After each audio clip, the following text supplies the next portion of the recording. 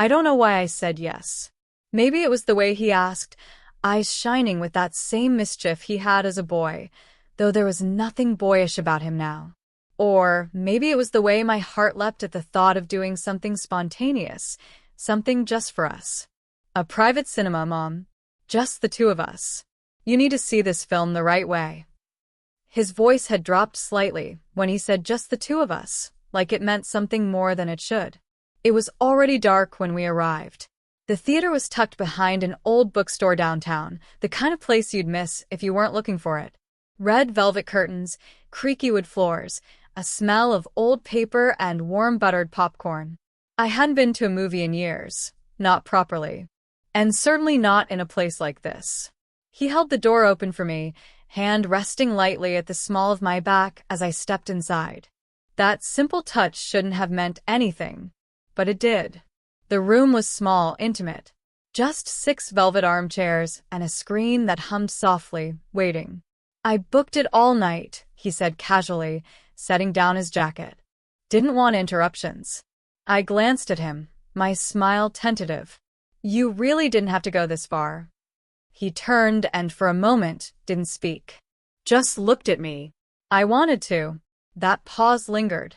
Long enough to make me feel it, not just hear it. We sat close.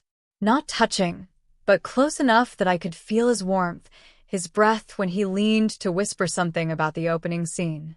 I should have been focused on the film, but I wasn't. My senses were full of him. The scent of his cologne, the way his arm brushed mine when he shifted, the curve of his mouth when he smiled at a line I didn't catch. My son. My grown son. He laughed softly at one point, and I turned to watch him instead of the screen. His profile was sharp in the flickering light, handsome in a way that caught me off guard. And when he turned to meet my gaze, his smile faded slowly. Neither of us looked away. The film played on. I couldn't have told you what it was about. At one point, he reached into the popcorn bowl at the same moment I did. Our fingers brushed. His hand didn't move immediately. Neither did mine. The contact was warm, electric. When he finally pulled away, he cleared his throat. I forgot how much I missed this. Just us. I nodded slowly, heart thrumming in my chest. Me too. Another silence, deeper this time. One that said everything we weren't supposed to. I think, he began, then stopped. I looked at him. He shook his head, laughing softly. Never mind. It's stupid. It's not, I said, barely above a whisper. Say it. He met my eyes again, and there it was, that ache I couldn't name. That closeness neither of us had dared define. And in the dim light of that hidden cinema, I knew. Something between us was shifting. And neither of us could look away. The movie played on in the background, flickering shadows dancing across the walls like ghosts of conversations unspoken. But the real story was unfolding in the quiet space between us. He shifted slightly in his seat, as if trying to get comfortable, but I saw the tension in his shoulders. Felt it mirrored in my own. Do you ever think, he said suddenly, voice low and careful, that some things are only wrong because someone told us they had to be? I turned to him slowly. My pulse quickened, not in fear, but in that trembling awareness of crossing a line you can never uncross. His eyes didn't flinch. I'm not saying it is wrong, he added quickly, almost defensively. Just who decides? I opened my mouth to speak but closed it again, because I didn't have an answer. Or maybe I did. Maybe I'd buried it so deep for so long that now, sitting here in the half-light beside him, it was clawing its way back to the surface. There was something dangerous about honesty, and something even more dangerous about silence.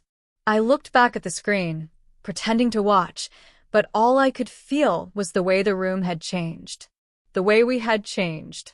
I think I finally said that feelings don't ask for permission. They just arrive. He exhaled. A soft, broken sound that sounded like relief. Then he leaned back in his seat, closer than before. His shoulder brushed mine, and this time, Neither of us pulled away. I could feel the heat of him, the way his presence filled the space between us until it became harder and harder to remember the rules we'd once lived by.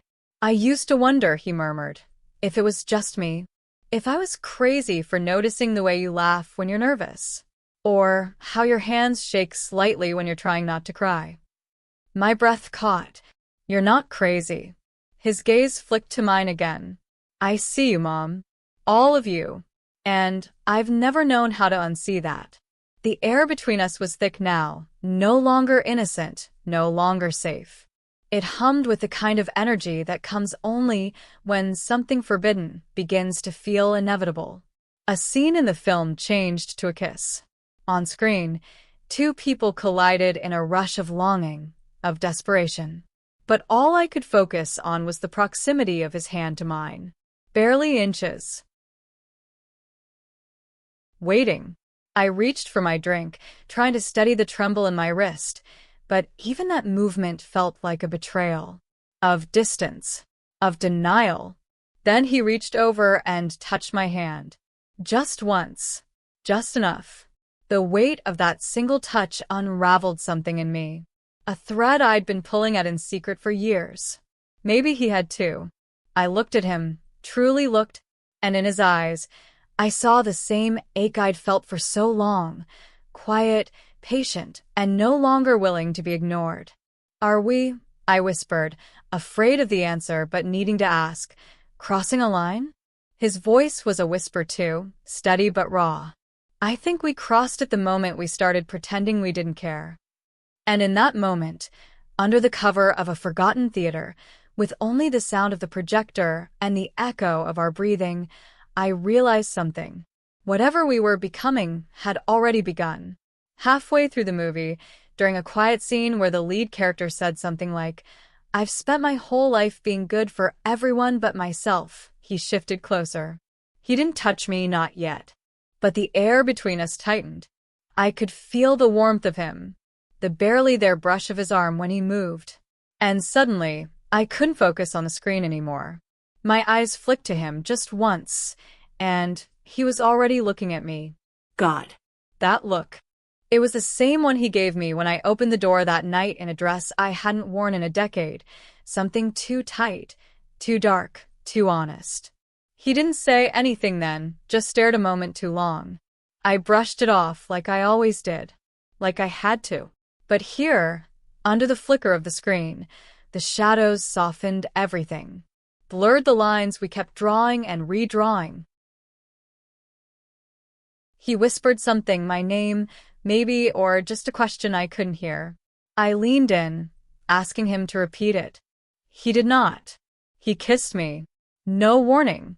No apologies. His hand found the side of my face, thumb brushing my cheek like he needed to be sure I was real. His lips were tentative at first, soft and searching, like he didn't know if I'd pull away. But I didn't. I didn't pull away. I kissed him back. And at that moment, something broke inside me. Not in a painful way, but in that breathless, terrifying way that feels like falling, like surrender.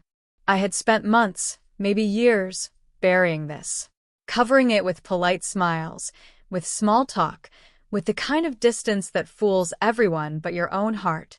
But it had always been there, beneath every lingering look, every too long hug, every shared secret spoken in low voices after midnight. His fingers tangled in my hair. Mine curled into the front of his sweater. The screen kept flickering above us, casting scenes from someone else's life onto our skin. But ours was the only story that mattered now. When we finally pulled back, we didn't speak, just breathed.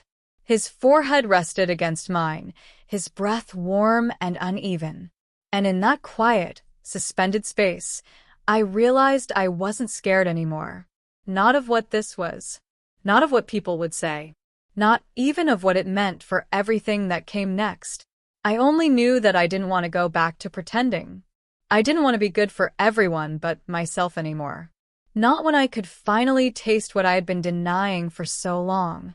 And I think, from the way he looked at me, wide-eyed, stunned, like the weight had lifted from him too, I knew he felt the same. I didn't move my hand away. Not at first.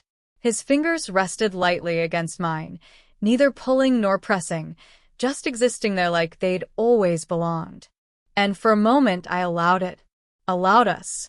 Allowed the silence between us to say the things we couldn't. But then, I exhaled. A long, slow breath that seemed to echo inside the little theater. The spell broke, not with a word, not with a sudden gesture, but with that single breath, as if my body remembered before my heart could catch up.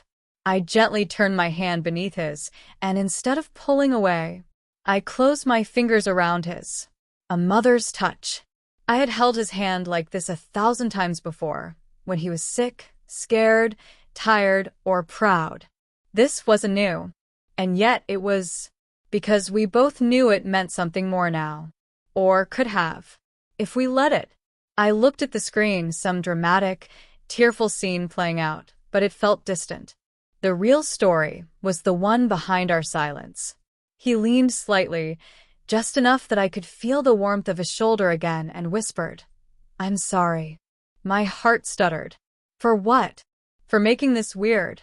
For putting you in that position. I turned toward him, slowly. The light from the screen painted half his face in gold, the other in shadow. His jaw was tight. He wasn't looking at me. "You didn't make anything weird," I said softly. His lips curved, faintly. "Come on, Mom." We both felt it. I nodded. Once. Yes. But feeling something doesn't mean we have to follow it. His shoulders slumped, not in defeat, but in relief. I don't want to lose what we have. I squeezed his hand, grounding him. "You won't." Another pause. He looked at me, then really looked, and the tension in the room began to shift, still intimate, still full of something unnamed, but gentler now. Like we were breathing again after holding it too long. "I think I've just been lonely," he admitted. "Not for someone. For you." Us. What we were before everything got complicated.